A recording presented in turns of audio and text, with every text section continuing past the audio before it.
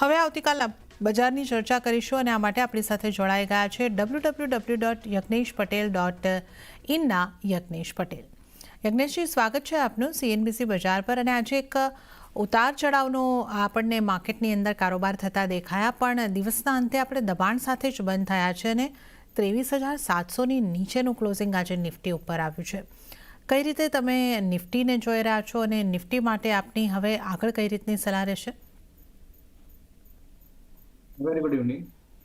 જે રીતે આજના ટ્રેડિંગ સેશનમાં આપણે એક મોમેન્ટમ જોયું, સવારે આપણે શરૂઆત જે જોઈ હતી એની અંદર આપણે જોયું તો એક નરમાશથી શરૂઆત થઈ હતી, પરંતુ રિકવરી લોઅર લેવલ્સથી બહુ સ્ટ્રોંગ જોવા મળી હતી અને ઓવરઓલ ઉપરના લેવલ્સથી આપણને આજે બીજો એક ટ્રેડિંગ સેશન છે જે દિવસે જે ઇમ્પોર્ટન્ટ રેઝિસ્ટન્સ છે લગભગ 23,900 23,950 આપણે અહીં જોઈએ તો સ્ટ્રોંગલી પ્રીવિયસ જે એક્સપાયરી હતી ડિસેમ્બર સિરીઝની ત્યાંય આપણને રેઝિસ્ટન્સ જોવા મળ્યો હતો.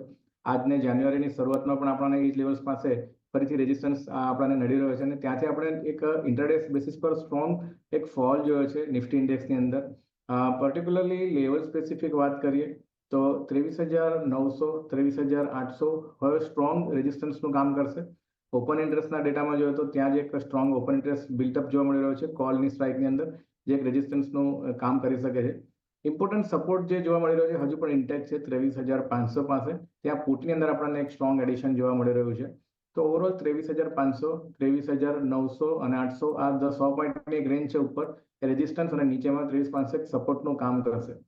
ઓવરઓલ આપણે જોઈએ તો માર્કેટની અંદર જ્યારે કોઈ ટ્રેન્ડ સ્પેસિફિક આઈડેન્ટિફાઈ કરવો હોય તો ઘણીવાર આપણે મોટી ઇવેન્ટ્સ જોતા હોઈએ છીએ. તો ફિલહાલ આપણે હમણાં જોઈએ તો નેક્સ્ટ ઇવેન્ટ ટ્રિગર થશે યુનિયન બજેટ જ આવવાનું છે જે 1st of Feb ડિક્લેર થશે.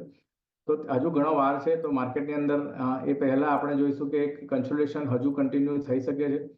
આજે જે મોમેન્ટમ જોવા મળ્યું છે, જે રીતનું પ્રાઇસ એક્શન જોવા મળ્યું છે અને જે ડેટા આપણે ડિસ્કસ કર્યા નિફ્ટી ઇન્ડેક્સ માટે સ્પેશિયલી, એ જોતા એવું લાગી રહ્યું છે કે આવતીકાલના ટ્રેડિંગ સેશનમાં થોડું હજુ નરમાશ આપણને જોવા મળી શકે છે. ઘટાડો નીચે કન્ટિન્યુ હજુ જઈ શકે છે. ઓવરઓલ વોલ્યુમ્સ થોડા ઓછા જણાઈ રહ્યા છે આજના સેશનમાં, પણ પ્રોબેબિલિટી છે કે કાલે બી આપણને ઓછા વોલ્યુમ સાથે આપણે નીચેની એક મોમેન્ટમ જોવા મળી શકે છે. તો પ્રાઇસ સ્ટ્રક્ચર અને જે રીતનું ઓપન ઇન્ટરેસ્ટના ડેટા છે જોતા એવું લાગી રહ્યું છે નિફ્ટી ઇન્ડેક્સમાં વેચવાલી કરીને ચાલવું જોઈએ.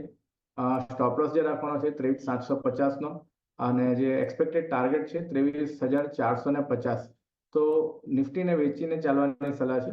હવે બેંક નિફ્ટીની વાત કરીએ તો બેંક નિફ્ટીમાં આપણને વધારે નરમાશ જોવા મળી છે આજે. ઓવરઓલ આપણે સવારે લગભગ 500-550 પોઈન્ટ અપસાઇડ હતા લાસ્ટ ક્લોઝિંગ કરતા અને ઇન્ટરડે બેસિસ પર આપણે જોઈએ તો લગભગ 500 પોઈન્ટની નીચેની આપણે ડાઉન મૂવ જોયો હતો. તો ઓવરઓલ આજનો હાઈ અને લોને આપણે ચેક કરીએ તો લગભગ 1,000 પોઈન્ટથી વધારેનો ડિફરન્સ જોવા મળી રહ્યો છે. એક સ્ટ્રોંગ વોલ્ટિલિટી બતાવી રહ્યું છે. ઇન્ડિયા વિક્સ પણ આપણે જોઈએ તો 5.5% વધીને બંધ આવ્યો છે. એટલે હજુ એક ફિયર માર્કેટમાં રહી શકે છે અને પોસિબિલિટી છે કે મોમેન્ટમ આપણને ડાઉન સાઇડ જોવા મળે.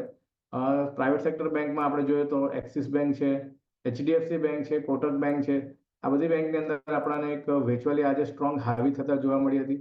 અને લાર્જેસ્ટ PSU બેંક SBIની અંદર પણ આપણે જોયું તો લગભગ 2% વેચવાલી આપણને જોવા મળી. તો ઓવરઓલ બેંકમાં પણ પ્રેશર જણાઈ રહ્યું છે. બેંક નિફ્ટીમાં પણ આ એક વેચવાલીની સલાહ છે આવતીકાલના સેશન માટે. જે ટાર્ગેટ રાખવાનો છે 49,000 એક્સપેક્ટેડ છે અને સ્ટોપ લોસ 51,250નો મેન્ટેન રાખવાનો રહેશે.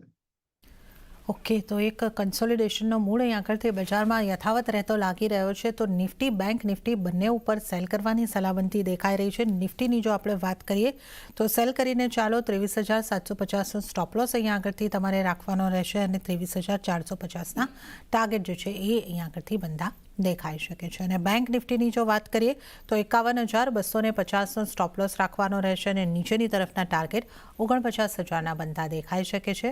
તો અહીં આગળથી યજ્ઞેશજી તરફથી નિફ્ટી બેંક નિફ્ટી બંને ઉપર સેલ કરીને ચાલવાની સલાહબંધી દેખાઈ રહી છે. ત્યારે જ અન્ય નિષ્ણાતો હવે નિફ્ટી માટે કઈ રીતની સ્ટ્રેટેજી અપનાવવાની સલાહ આપી રહ્યા છે એની પર પણ જો નજર કરી લઈએ તો JM ફાઇનાન્શિયલ્સના તેજસ શાહની સ્ટ્રેટેજી પર નજર કરીએ તો એમણે પણ નિફ્ટી ફ્યુચરને સેલ કરવાની સલાહ આપી છે.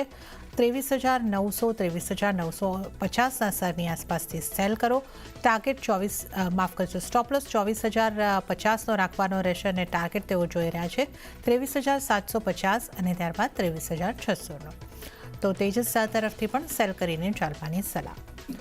હવે વિલિયમ ઓનીલ ઇન્ડિયાના પવનકુમાર જયસ્વાલની સ્ટ્રેટેજી પર નજર કરી લઈએ તો એમણે પણ સેલ ઓન રાઇઝ કરવાની સલાહ આપી છે. 23,800થી 23,830ની રેન્જની અંદર સેલ કરીને ચાલો. ટાર્ગેટ તેઓ જોઈ રહ્યા છે 23,600થી 23,450નો. સ્ટોપ લોસ 23,950નો રાખવાની સલાહ પવનકુમાર તરફથી મળી રહી છે. તો તમામ નિષ્ણાતોની એક સેલ તરફની સ્ટ્રેટેજી નિફ્ટી ઉપર બંધી દેખાઈ રહી છે અને હવે